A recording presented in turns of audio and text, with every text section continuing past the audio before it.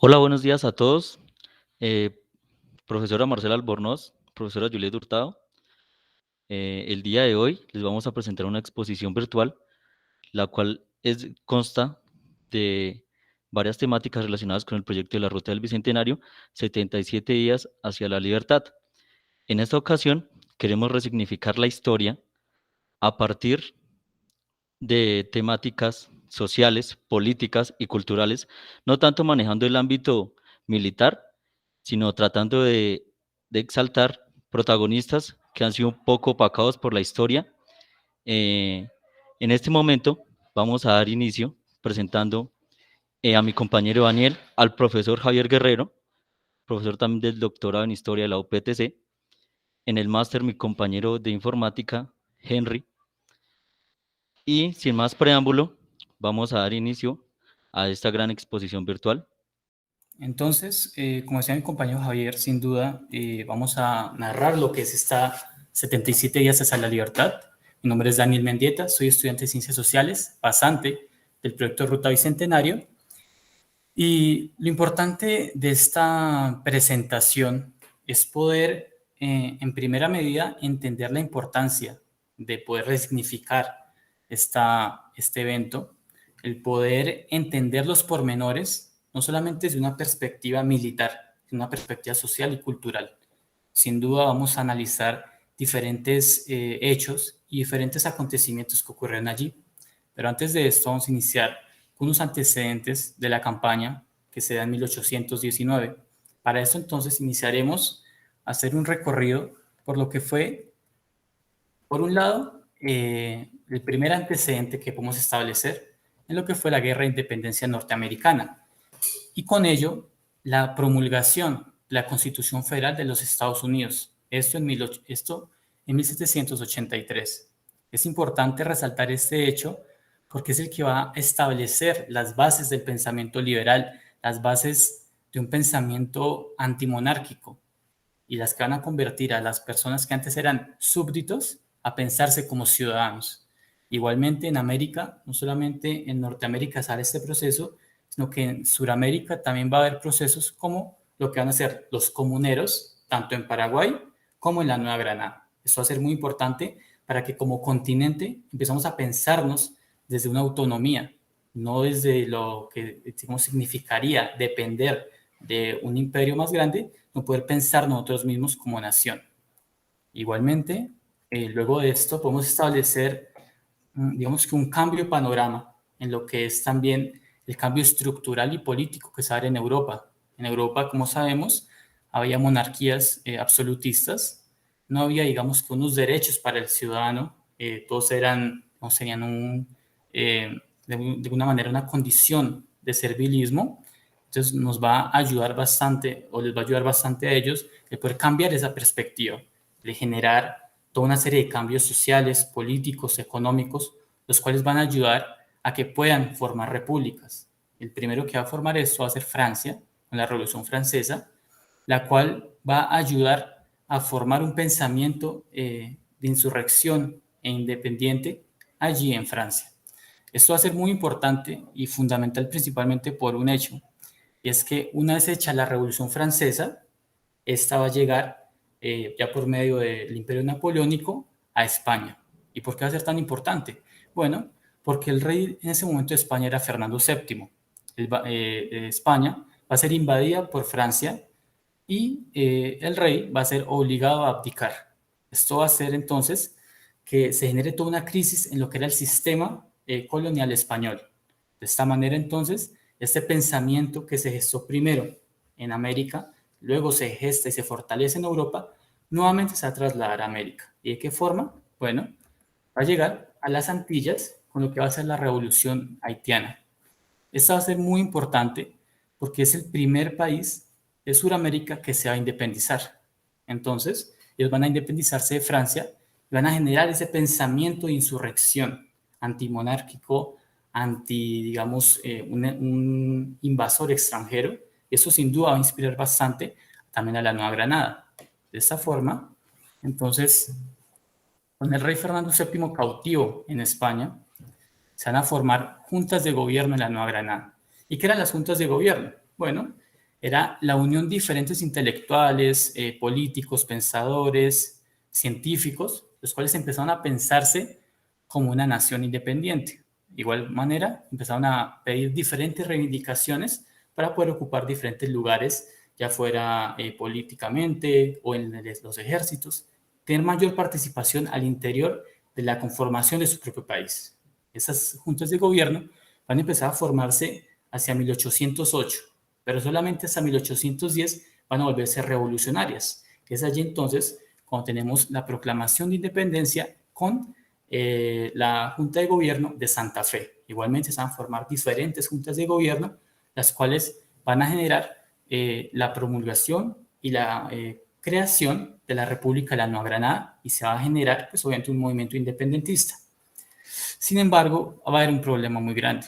Digamos que en ese momento, aquellos próceres que estaban formando la república aquí en la Nueva Granada, digamos que dieron de alguna manera como que ignoraron un poco lo que pasaba en Europa. Digamos que tal vez dio un por finiquitado de que ya el rey estaba, pues digamos, fuera del lugar, que ya no era necesario, digamos, prestarle atención. Sin embargo, va a ocurrir algo que va a cambiar completamente el panorama. ¿Y qué es lo que sucede? Bueno, que Napoleón va a caer. En la batalla de Waterloo cae Napoleón, se restablece todo lo que son las monarquías, entre ellos España.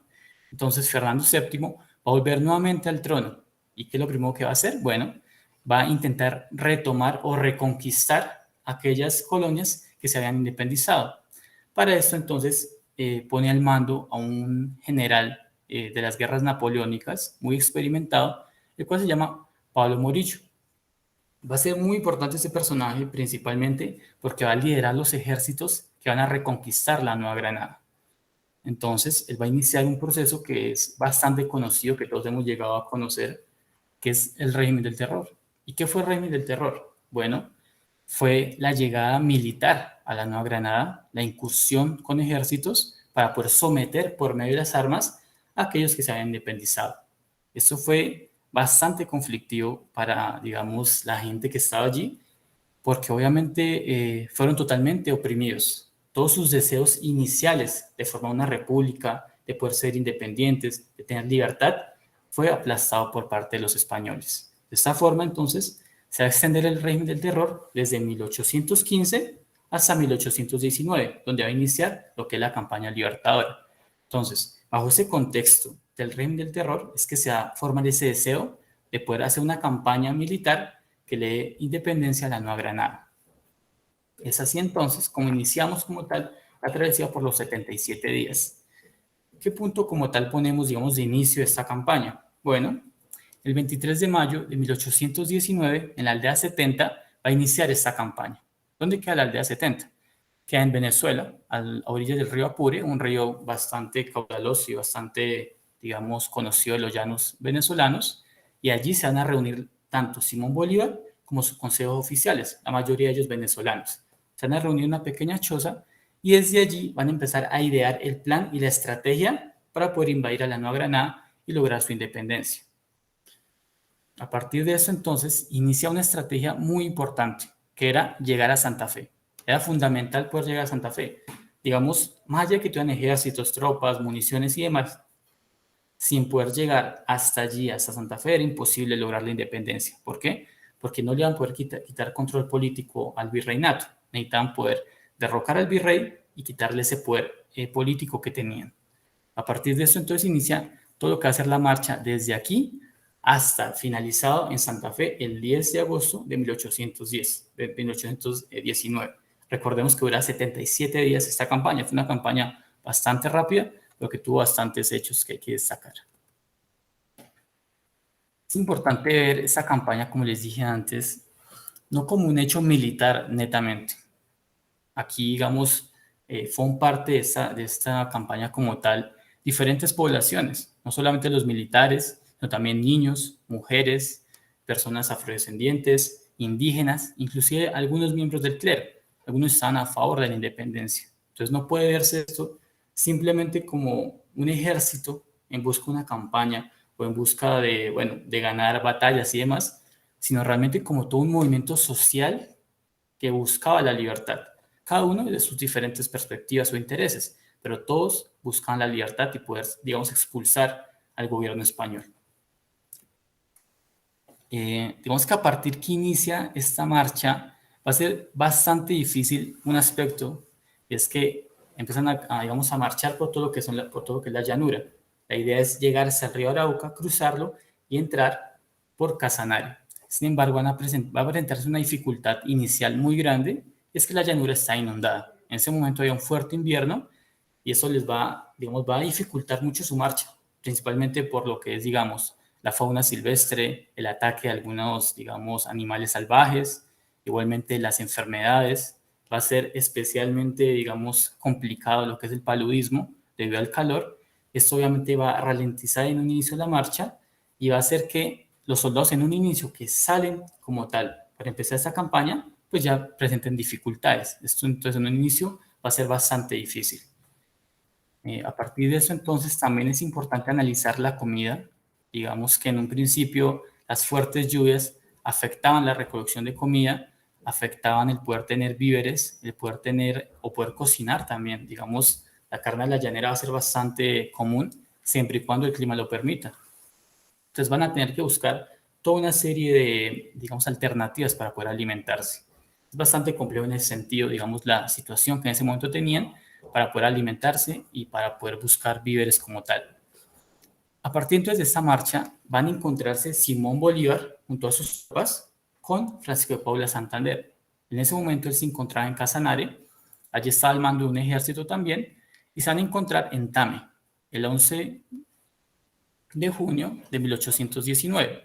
Este encuentro va a ser muy importante principalmente porque forman un gran ejército. Al formar un gran ejército, obviamente ya la campaña toma más fuerza y pueden realmente pensar en una incursión a territorio neogranadino para poder empezar una campaña exitosa.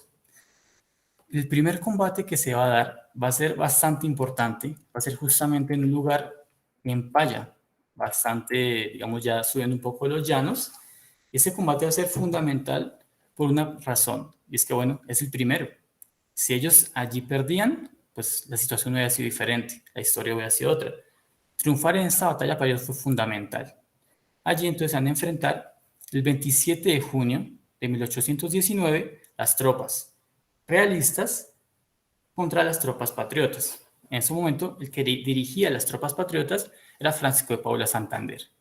Entonces, es importante ese combate y la victoria especialmente por una cuestión estratégica para poder tomar un campo, para poder desde allí establecerse, pero también va a ser muy importante por una cuestión anímica.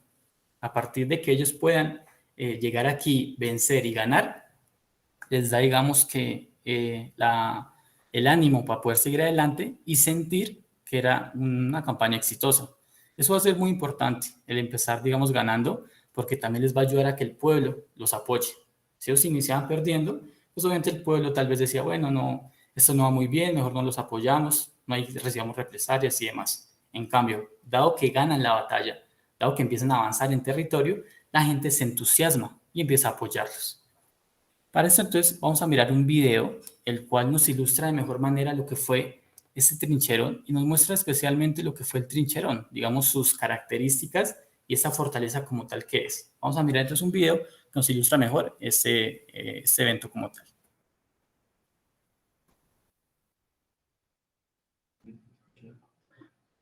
Bueno, pues no pudimos ver el video, tuvimos problemas con el sonido, bueno, las cuestiones de la tecnología, ¿no?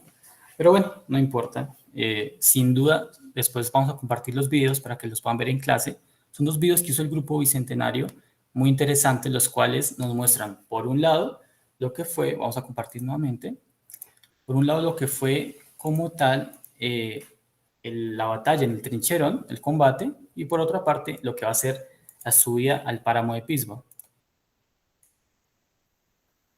Bueno, entonces no pudimos ver estos videos. Como les digo, luego se los comparto a la profesora para que los pueda mostrar. Son dos videos muy interesantes, bastante cortos, los cuales nos ilustran bastante bien lo que fue como tal, digamos, este paso.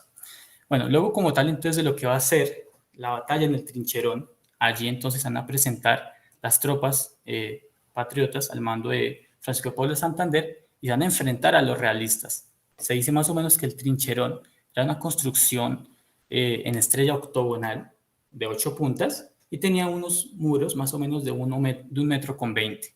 Allí entonces se presenta como tal el primer combate, el cual, como les dije, fue muy importante.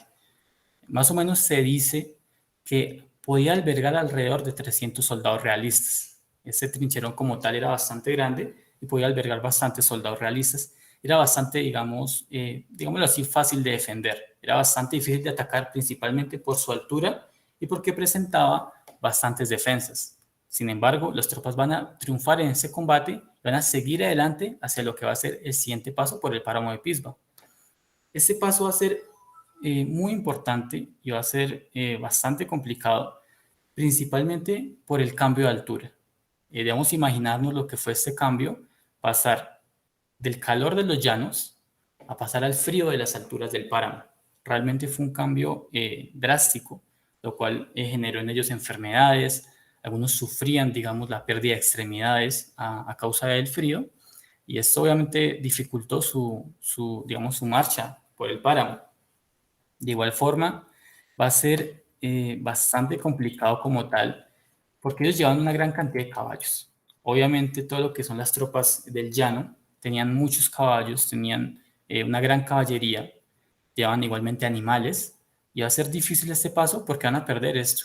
Van a perder como tal muchos de sus caballos, muchos de sus alimentos. ¿Por qué? Porque no estaban preparados para el terreno. Era un terreno mojado, un terreno agreste, un terreno donde se resbalaban.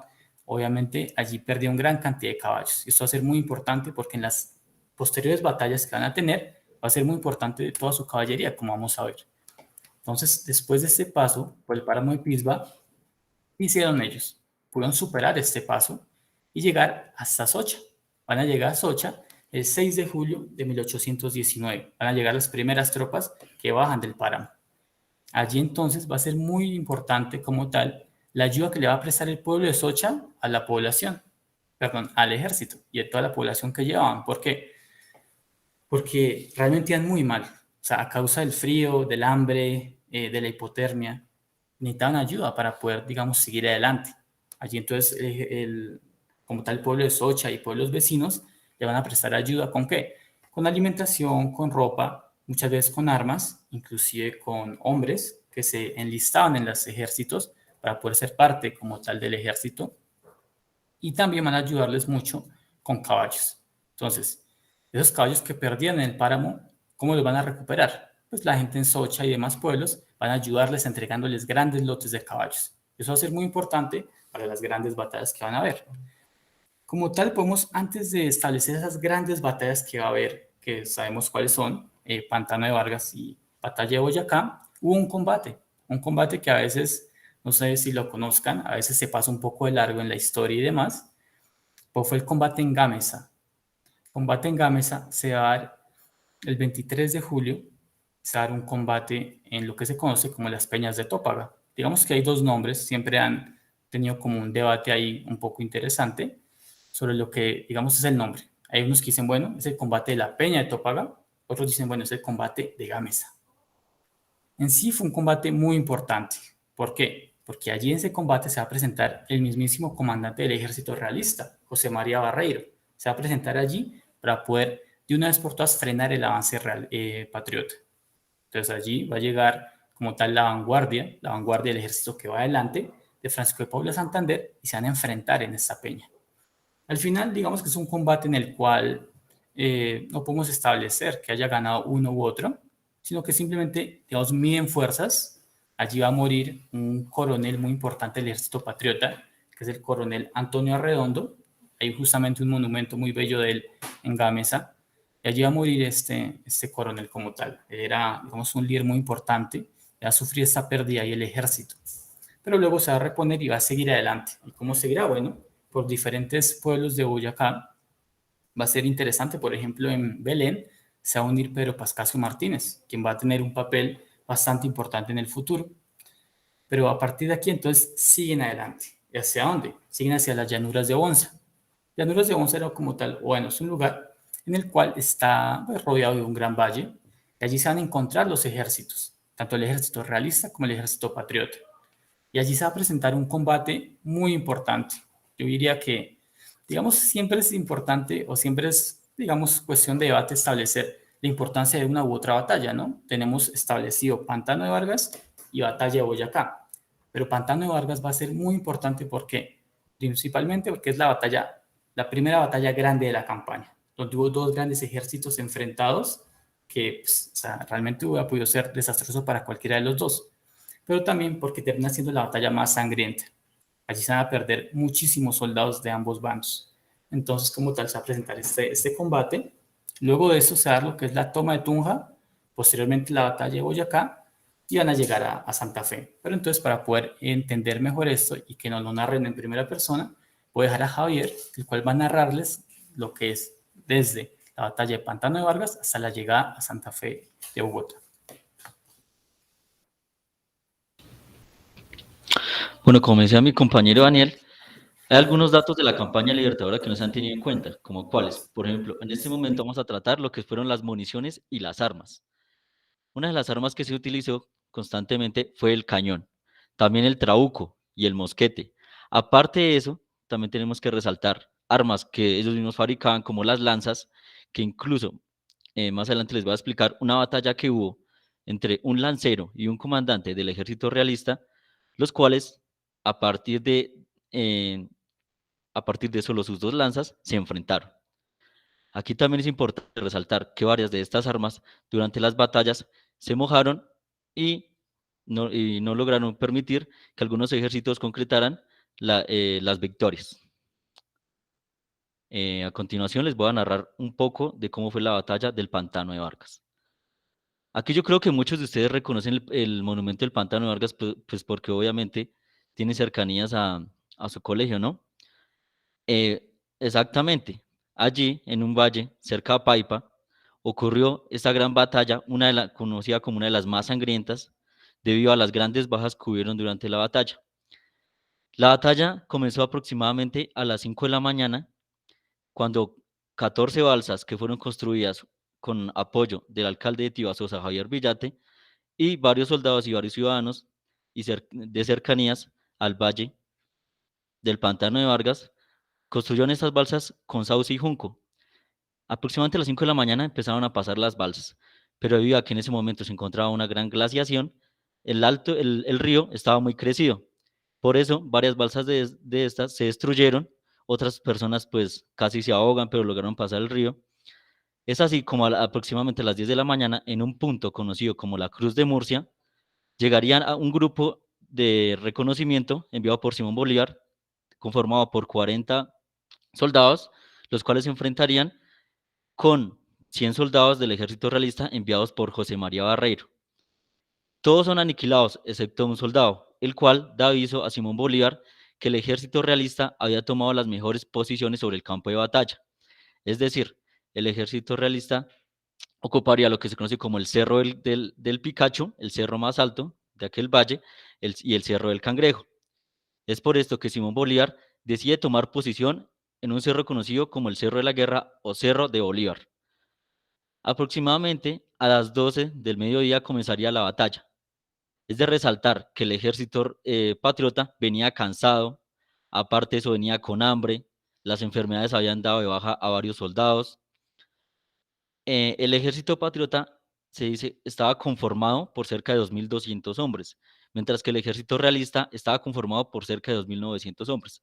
Es importante resaltar que varios soldados que conformaban estos ejércitos también eran criollos, negros, indígenas, algunos obligados, otros porque sí querían. Pero bueno, la batalla inició a las 12 del mediodía, cuando el ejército realista empezó a atacar al ejército patriota. Obviamente tenían la ventaja de que tenían las mejores armas, estaban descansados, tenían estrategia militar ya con bastante experiencia, mientras que el ejército patriota pues obviamente estaba conformado por simples personas que habían sido entrenadas en pocos días. Pero aún así la valentía y el heroísmo de estos patriotas fue lo que sería determinante durante esta batalla. José María Barreiro mandó a todos sus ejércitos a atacar al ejército patriota, pero en un momento en que José María Barreiro clavó incluso la bandera en lo más alto del Cerro del Picacho, exclamó una frase que dijo, ni Dios me quita la victoria. Estaba tan convencido de ganar esa batalla que no se fijaría en lo que ocurriría más adelante.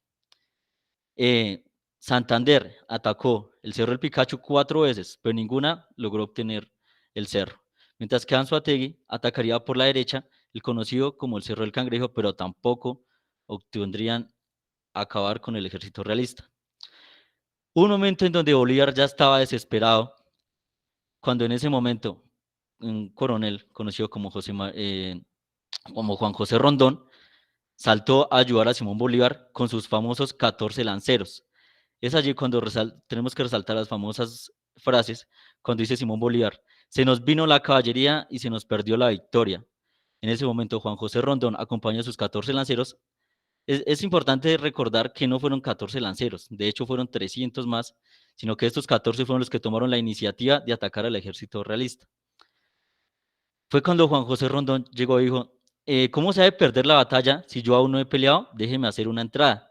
Fue cuando Simón Bolívar llegó y dijo: haga lo que pueda, salve usted la patria. De allí yo creo que la mayoría conocemos esta frase, pero bueno, fue cuando Juan José Rondón se abalanzó sobre el Cerro del Picacho y dio de baja a demasiados soldados del ejército realista. Es así como José María Barreiro retrocedió junto a todas sus tropas, teniendo miedo pues obviamente de ver a todos estos soldados envalentonados. Y aparte de eso, en ese preciso momento, la Legión Británica comandada por James Brooke saltó también a ayudar y a colaborar al ejército patriota. Es así como hicieron retroceder totalmente al ejército realista y implantar un poco de miedo sobre José María Barreiro. La batalla del Pantano de Vargas estaría culminando cerca de las 6 de la tarde. De esta batalla es importante resaltar que hubieron cerca de 850 muertos, entre estos 500 patriotas y 500 realistas y 350 patriotas. También es importante resaltar la valentía de José Inocencio Chincá, como ya les había comentado anteriormente, teniendo una lanza en la mano derecha y otra lanza en la mano izquierda, enfrentó al capitán Bedoya del ejército realista. Los dos resultaron heridos y los dos morirían en combate. Sin embargo, es importante resaltar que Capitán Bedoya tenía armas traídas por los europeos, mientras que Inocencio Chincá tenía armas hechas por los propios soldados del ejército patriota con sus propias manos. Aquí, por ejemplo, en la imagen observamos uno de los grandes monumentos que se construyó en honor a esta gran batalla y en honor a estos 14 lanceros. También es importante resaltar la muerte de la única mujer que asistió durante la batalla, que se conoció como Simona Amaya. Fue una mujer que se hizo pasar por hombre y que fue enlistada durante la batalla del Trincherón de Paya y moriría durante esta gran batalla. Es importante también resaltar las guerrillas y las famosas Juanas. Después de esta batalla, el ejército patriota tomaría rumbo hacia Corrales de Bonza, cerca de Uitama, mientras que el ejército realista tomaría el camino que se conoce como Molinos de Bonza en Paipa. Simón Bolívar, después de esta gran batalla, impuso dos leyes. Una de ellas era que todo hombre mayor de 14 años hasta 40 años tenía la obligación de prestar el servicio militar. Quien no lo hiciera, pues tendría como castigo la muerte. Es así como Bolívar y el José María Barreiro permanecerían cerca entre el 26 de julio y el 4 de agosto. Todos estos días fueron llenos de varias batallas pequeñas, de varios emboscajes, espionajes, y todo esto fue gracias a lo que se conoce como las famosas guerrillas. Una de estas venía desde Socorro, comandada por un negro, conocido como el negro Félix Pavón, el cual apoyaría al ejército patriota para tomar varios prisioneros, hacerle creer al ejército realista que iban a tomar por otros caminos, tomar varias armas que pertenecían al ejército realista, y todo esto ayudaría a lo que se conoce como la Gran Batalla del Puente Boyacá. Pero bueno, retomando, cerca del 4 de agosto, en la noche, Bolívar decide emprender el viaje hacia Tunja. Obviamente, es importante tener en cuenta que Simón Bolívar, al implantar todas estas leyes, no hizo ningún ruido. Se dice que incluso a los caballos se les puso varias camisetas del ejército patriota para que no hicieran ningún ruido mientras que llegaban a Tunja. El ejército realista, mientras tanto, sería engañado pensando que Simón Bolívar iba a tomar el camino real hacia Santa Fe, pero no fue así. Simón Bolívar tomaría lo que se conoce como la vía hacia Toca. El 4 de agosto, Simón Bolívar, bueno, partió, llegaría el 5 de agosto a Tunja, en donde sería recibido con un gran júbilo, sería también apoyado por grandes masas de la población, recibiría comida, recibiría apoyo militar, recibiría grandes caballos que serían donados. Aparte de eso, es de resaltar que el Estado Mayor se quedaría en un lugar conocido como el Cruz Boyacá, mientras que Simón Bolívar se quedaría en lo que se conoce como el famoso convento de Santa Clara. Allí también vivía un gobernador de Tunja, el cual fue fusilado en la época del terror en 1816. Aquí también es importante resaltar las famosas damas de Tunja.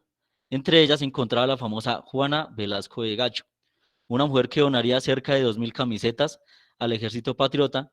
Aparte de eso, les organizaría un banquete en el Club Boyacá, junto a todas estas mujeres que algunas incluso llegaron a comprarlas en tiendas. Aparte de eso, también las fabricaron a mano. También incluso hubieron hombres que fabricaron camisetas. También es importante resaltar el espionaje que hubo por parte de un señor conocido como Juan Garzón, el cual hizo creer a las tropas realistas que Simón Bolívar permanecería aproximadamente 15 días en Tunja porque pensaba recibir apoyo de varias guerrillas que también venían de Socorro y partes de Tunja.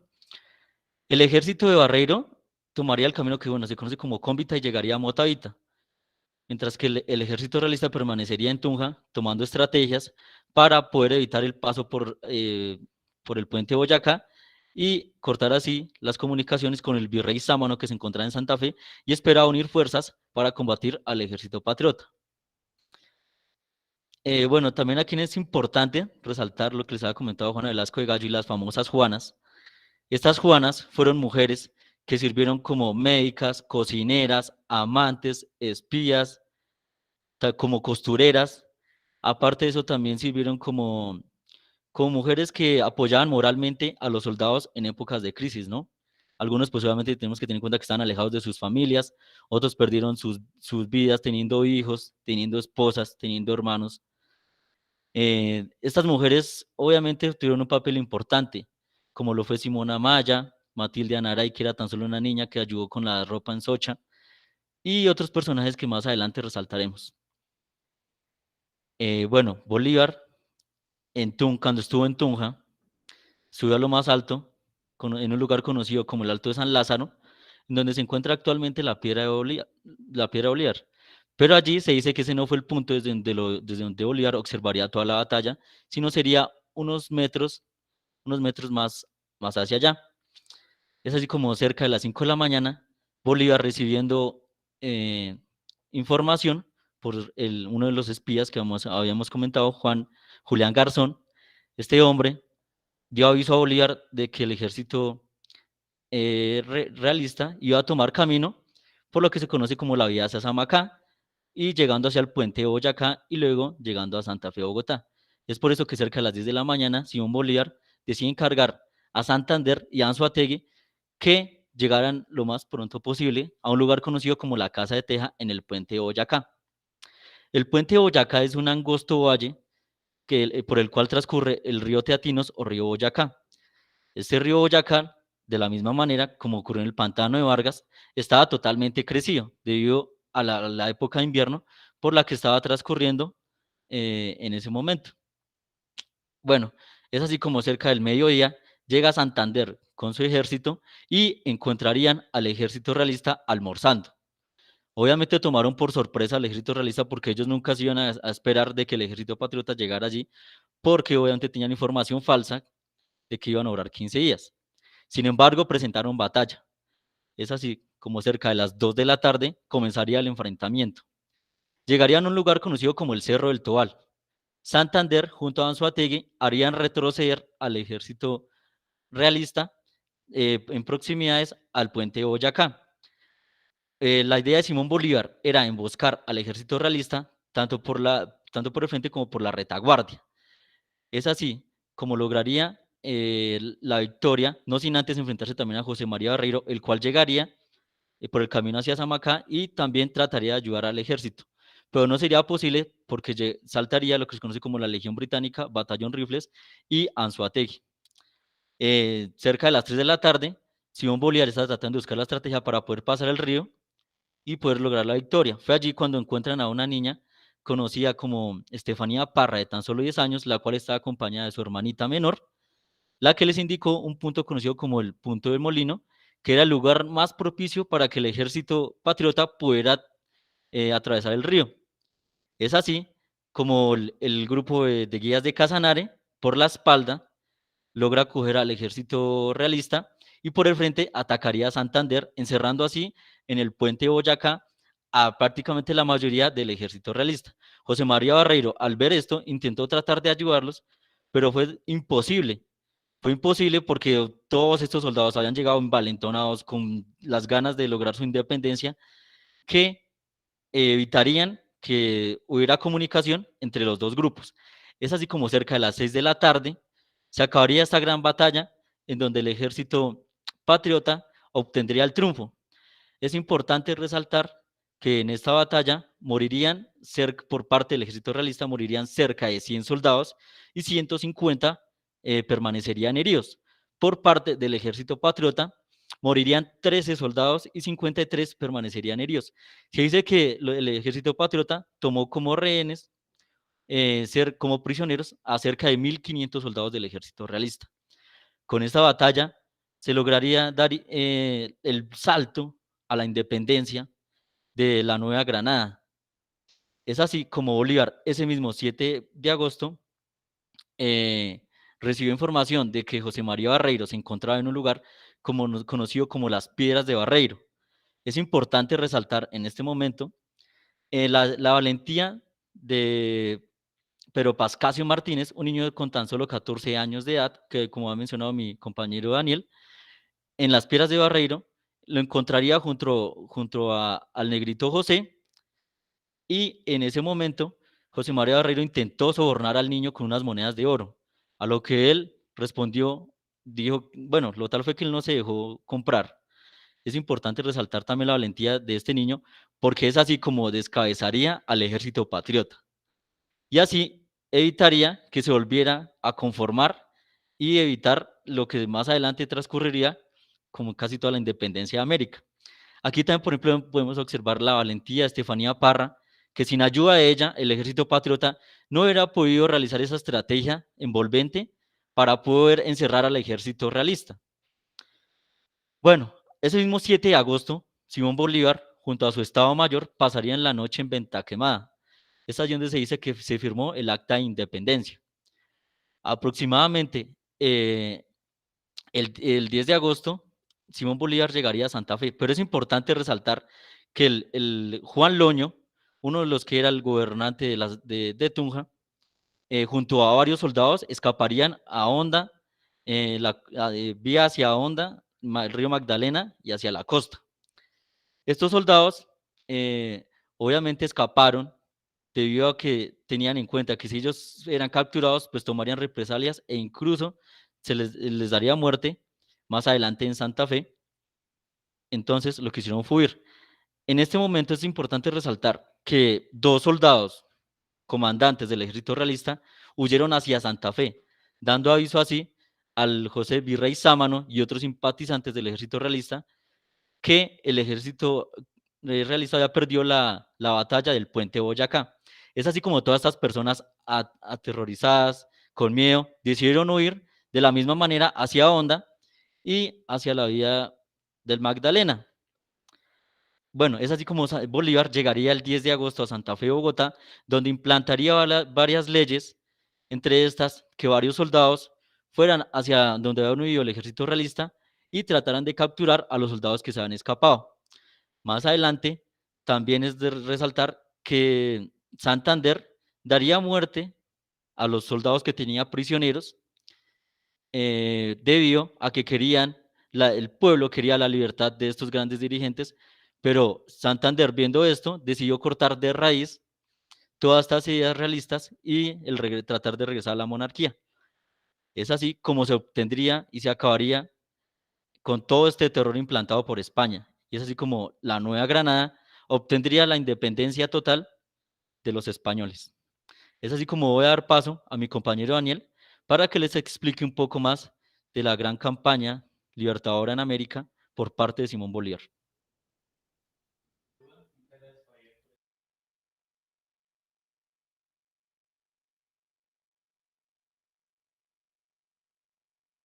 Un segundo. Entonces, sin duda, como decía Javier, es importante establecer algo y debemos valorar como tal esta campaña, porque no solamente simbolizó o significó la independencia de la Nueva Granada, sino que a partir de aquí surgirían todas las campañas de independencia de los demás países en Sudamérica. Digamos, a partir de este triunfo, de esta derrota catastrófica del Imperio Español, va a venir como un efecto dominó, que va a empezar a que todos aquellos países que están invadidos por España vayan a caer. Entonces va a ser muy importante también valorar lo que fue esta campaña como el inicio, como la génesis de esa independencia de América. Entonces es muy importante eso también. Sin duda, debemos establecer y ver que si bien hay una trayectoria, bueno, hay un trayecto bajo el cual, digamos, uno puede establecer ciertos puntos o ciertos pueblos bajo los cuales pasa la ruta como tal de los 77 días, debemos ver que esto fue una contribución y fue un esfuerzo de todo, como tal, de muchas poblaciones, todo un departamento, toda una región, toda una provincia. Ellos contribuyen de forma significativa a esta campaña. Si bien a veces hay, no sé, pueblos que dicen, bueno, pero yo no participé tanto allí, no se me menciona o no tengo monumentos, pero sin duda contribuyeron de forma significativa. Igualmente debemos establecer, es importante cuando analizamos esto y vemos las fotografías, la contribución de los monumentos. Creo que sin duda, desde que somos pequeños, todos conocemos lo que es el Puente Boyacá, lo que es el Pantano de Vargas, pero hay muchos monumentos como por ejemplo el Trincherón que debemos conocerlo, es muy interesante. Digamos que es muy significativo poder revivir esta historia y poder, digamos, resignificar estos lugares. Además también, ya desde una perspectiva social, es bastante triste a veces, digamos, ver un poco el abandono en el cual se encuentran algunos de estos lugares. Digamos, el Trincherón es un lugar bastante agradable, bastante bello, pero en el municipio de Poaya hay bastantes necesidades. Entonces, sin duda, resignificar esta historia es también pensarnos como nación, pensarnos como en la construcción de nuestro país. Ver que, bueno, Paya fue muy importante para la construcción de nuestra independencia, pero asimismo debe, digamos, se debe retribuir esos aportes. Y asimismo, Azocha, Apisba, Paipa, Duitama, Sogamoso, todos aquellos que aportaron, sin duda debe significar eso algo y se debe siempre tener en cuenta el aporte que tuvieron. Entonces es muy importante siempre ver esa conexión, además, entre Colombia y Venezuela, un proceso que juntos hicimos para poder llegar a una independencia. Es muy importante siempre resignificar eso y ver esa construcción colectiva. Sin duda es muy importante también ver, y estamos justamente celebrando los 200 años de un hecho muy importante, y es del Congreso de Cúcuta, de 1821. Ese congreso fue muy importante porque decía Bolívar que luego de estas campañas militares, luego de la guerra, siempre se debe llegar a acuerdos. No podemos pensar la guerra como un fin, debemos pensar la guerra como un medio. ¿Un medio para qué? Para poder llegar a discusiones, llegar a debates y entre todos poder construir una nación. Entonces, es muy importante esa campaña, verla como ese camino hacia el diálogo para construir una nación. No podemos establecer una nación a partir de las armas, no podemos establecer una nación solamente a partir de las batallas, sino a partir de los congresos, a partir del diálogo. Eso es muy importante. Entonces, estamos celebrando 200 años del Congreso de Cúcuta, desde 1821 hasta el 2021. Entonces, debemos resignificar justamente eso, el construir colectivamente la nación, el poder escucharnos, el poder, digamos, a pesar de las diferencias, entendernos unos a otros y poder resignificar eso. Entonces, sin duda, como tal, la enseñanza, digámoslo así, que dejamos el día de hoy, es ver esta campaña libertadora en toda su forma, en todas sus dinámicas sociales, culturales, militares, económicas, y siempre resignificar eso, la importancia de las mujeres, de los niños, de la iglesia, de todos aquellos que aportaron de una u otra manera a esta campaña. Entonces, con esto damos por finalizado la presentación. Agradezco la atención prestada y a continuación damos paso a algunas preguntas que nos puedan plantear que con gusto les responderemos.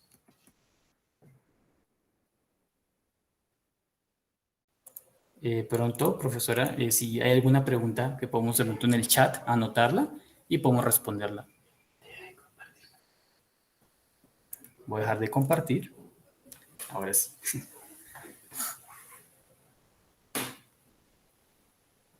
De pronto en el chat anotar para poder responder las preguntas. Siempre la cuestión, ¿no? Antes cuando era presencial siempre podíamos responderlas en directo, pero bueno, como dije antes, las dinámicas de la virtualidad. Profe Marcela, de casualidad, ¿algún estudiante tiene alguna pregunta relacionada con la temática? ¿O su merced tiene alguna pregunta?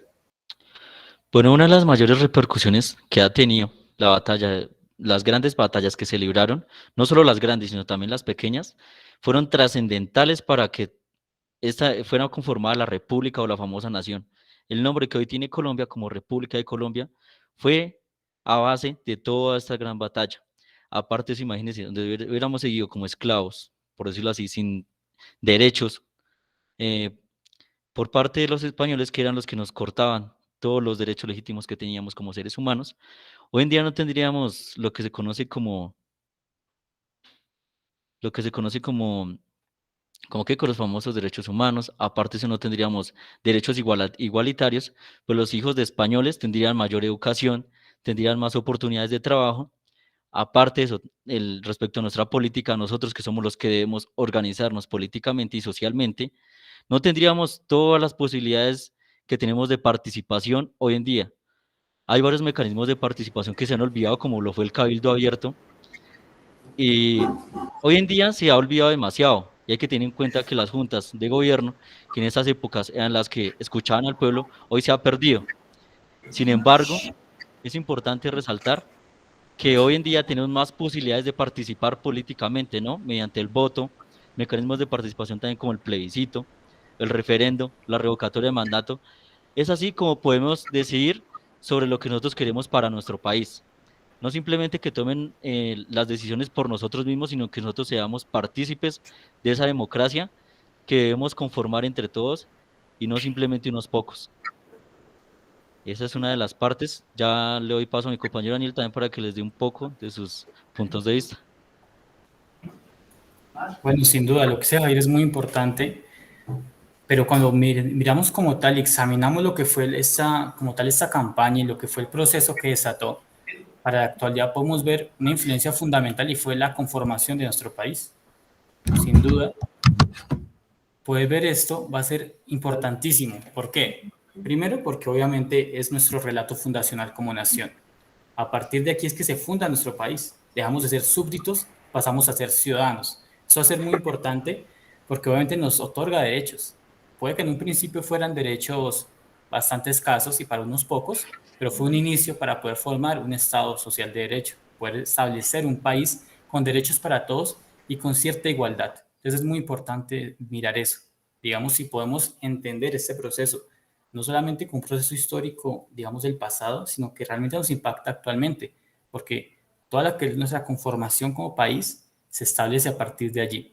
También hay que establecer, tal vez a modo de reflexión y entenderlo, que pudimos, digamos, al principio vamos a ser una gran nación. Obviamente, a partir de los errores que se cometen, a partir de las divisiones que se llegan a tener, digamos que nuestra nación se fragmenta. Lo que pudo haber sido en un momento de la Gran Colombia, una nación gigante a partir de esta independencia, pues se va a fragmentar. Eso obviamente también nos ayuda a comprender que esos errores del pasado, esas divisiones que nos separaron, pues hoy en día, bueno, poder examinar eso y poder reflexionar para pues hoy en día poder tener pues mayor unidad. Es muy importante, digamos, esa reflexión que nos da la historia de que nuestra nación en la actualidad pueda llegar a acuerdos y pueda llegar realmente a resignificar como tal lo que fue ese proceso como tal de formación de nuestra nación. ¿Alguna otra pregunta de pronto? Porque es como tal, eso es lo que diríamos. ¿Me oyen? Sí, señor. ¿Cómo está? Buenos días. Profe. Gracias, buenos días. Bueno, yo soy un poco escéptico, crítico y no muy convencido de muchas de las situaciones que se presentan y se han presentado a lo largo de la historia. Obviamente, no la estoy desconociendo ni mucho menos lo que significó la batalla del Pantano de Vargas, del Puente de Boyacá y lo que hoy en día significa el Bicentenario. Pero son 200 años, digamos, para muchos de mentiras, de engaños, 200 años en donde, si bien es cierto, los españoles ya no nos gobiernan, pues son 200 años en donde otra clase de españoles, por decirlo de alguna manera, siguen asentando su reinado, asentando su poder y dejando al pueblo sin las opciones de derechos que realmente se contemplan de lo que se ganó en esas batallas. Hoy en día los derechos humanos se desconocen, hoy en día la violación de muchos principios internacionales no existen en Colombia. Hoy en día la igualdad de derechos es pura, un saludo a la bandera. Hoy en día las reivindicaciones sociales de las cuales se peleó y se luchó para que en esa época se dieran tampoco existen. La pobreza se ha incrementado, es decir, son 200 años en donde celebramos ¿qué? Realmente, en donde los pueblos están invirtiendo un poco de plata, los gobiernos invirtiendo un poco de plata para de pronto publicidad, pero celebrar ¿qué? Realmente, porque no, yo desde mi concepción crítica, humanista, no veo que hayan habido cambios, que hayan habido movimientos realmente que se genere para un ambiente mejor, una vida digna como se merece el pueblo colombiano. Entonces, la pregunta concreta es, bueno, celebramos esos 200 años, pero realmente eso que ustedes están diciendo de todos los derechos que presuntamente se han ganado y en donde presuntamente estamos en un estado social de derecho, que eso no tiene nada, ¿hacia dónde vamos? Es decir, ¿qué vamos a lograr? ¿Vamos a esperar 100 años más para celebrar otra vez homenajes y llenar las plazas de eventos y llenar los escenarios de personas para un saludo a la bandera que de una u otra manera no nos ha reivindicado y no nos ha colmado realmente lo que significó o lo que debió haber significado la batalla y la independencia? Gracias.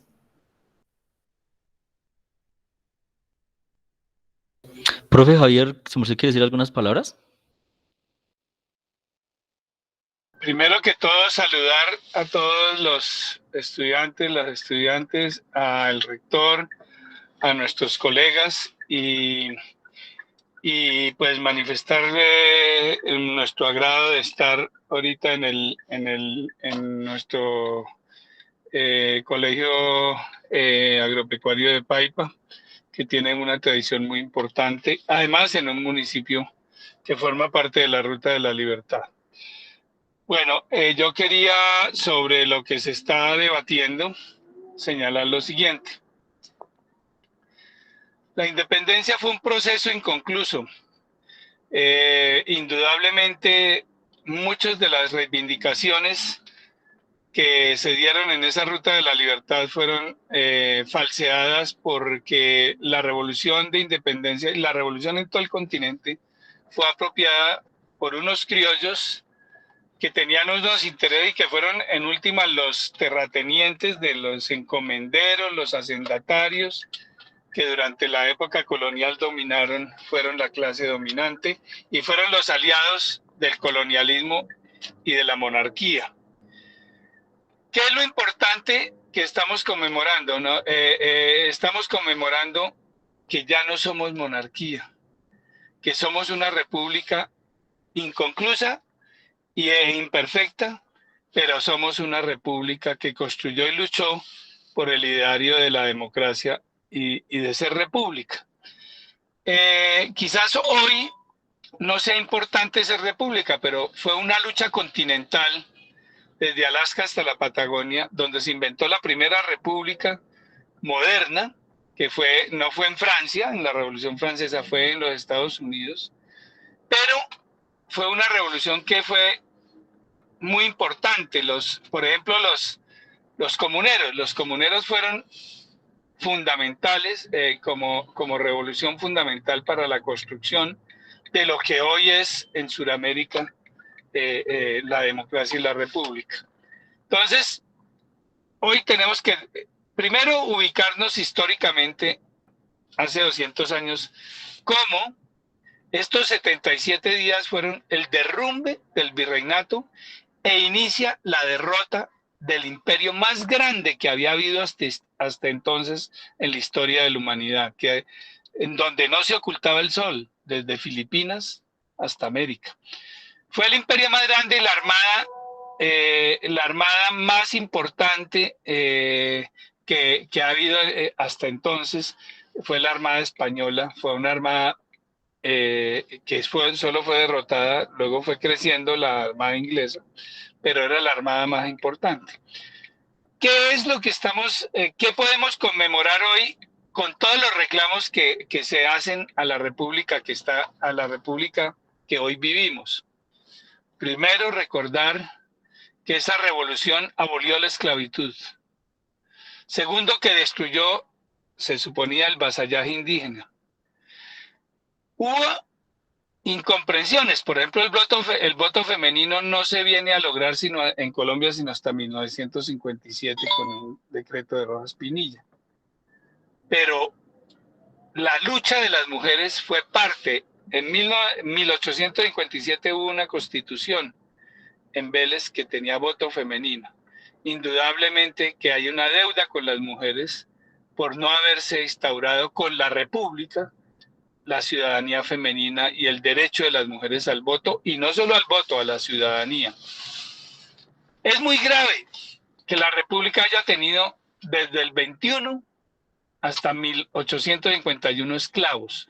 La noción de ciudadanía, que quiere decir hombres y mujeres iguales ante la ley y ante el Estado, no se cumplió. ¿Por qué? Porque los terratenientes traicionaron y derrotaron la revolución bolivariana. Hay una confabulación muy importante que hay que estudiar. Eso es de los problemas que tenemos que estudiar en este momento como historiadores y en la enseñanza de la historia. ¿Por qué no hubo libertad de los esclavos?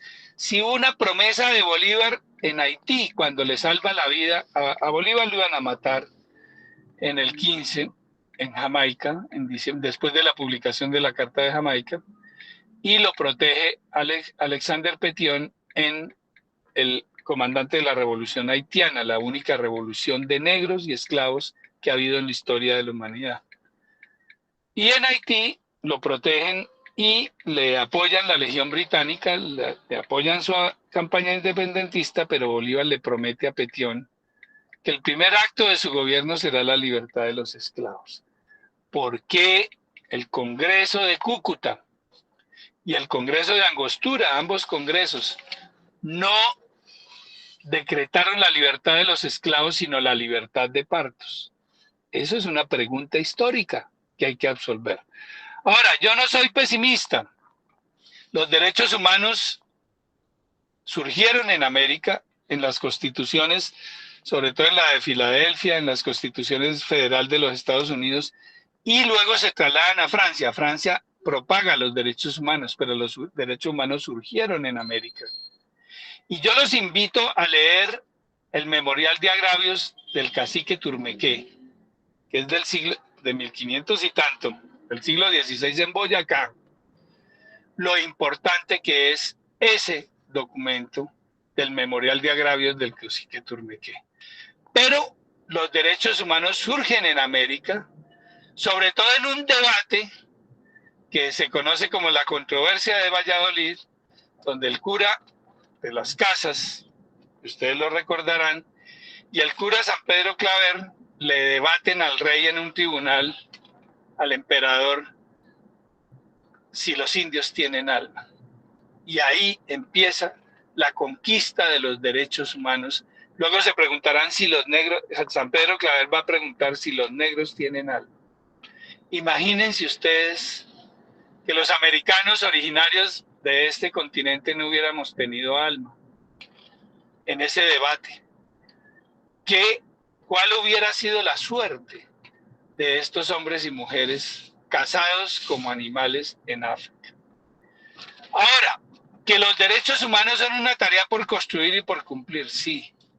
Que hay mucho de la democracia que fue trastocado por las élites que se apropiaron de la República, sí. Esa es la reflexión y ese es el reto de las nuevas generaciones. reconstruir la república, resignificarla. Y estos jóvenes que están escuchándome y estos profesores, tenemos el deber de volver a pensar la república, de volver a pensar la democracia, de volvernos a preguntar para qué sirvieron 200 años de lucha por la democracia y por la república. Si hoy estamos en lo que estamos. Yo estoy de acuerdo. Tal vez no haya mucho que celebrar, pero derrotamos en América. Es una revolución desde Alaska hasta la Patagonia. Derrotamos en América a la monarquía como sistema de gobierno. En América, a excepción de muy pocos territorios, no existe la dictadura de la monarquía. Hay más monarquías en Europa y en otras partes del mundo que en América. Entonces, sí tenemos que celebrar. ¿Qué tal que nuestra lucha hoy fuera contra el rey? Terrible. Nuestra lucha es por la democracia, contra los usurpadores de la democracia, contra los que tergiversan la democracia y contra los que destruyen la república. Entonces, sí hemos avanzado. Lo que pasa es que en la historia los avances no es tan fácil. Fueron 200 años de lucha y nos toca seguir. Yo dejo ahí, profesor y profesores y estudiantes, me parece que ustedes han puesto en el centro una reflexión fundamental, una reflexión muy importante para volver a construir nuestra democracia, que es lo que estaba en juego hace 200 años. Y no solo hace 200 años, desde los comuneros, desde antes, desde los conspiretas de la expedición botánica, desde la guerra de los Pasquines, desde Antonio Nariño, que fue capturado más de 20 años preso. Por eso tenemos el libro de Antonio Nariño, ciudadano y revolucionario de todos los tiempos, que invito a leerlo porque lo pueden descargar gratis y lo pueden usar. Tenemos 20 libros para revisar, para leer y para comprender qué es lo que pasa, qué es lo que pasó y para dónde vamos, ¿sí? Entonces, esa es mi intervención. Muchas gracias por su atención.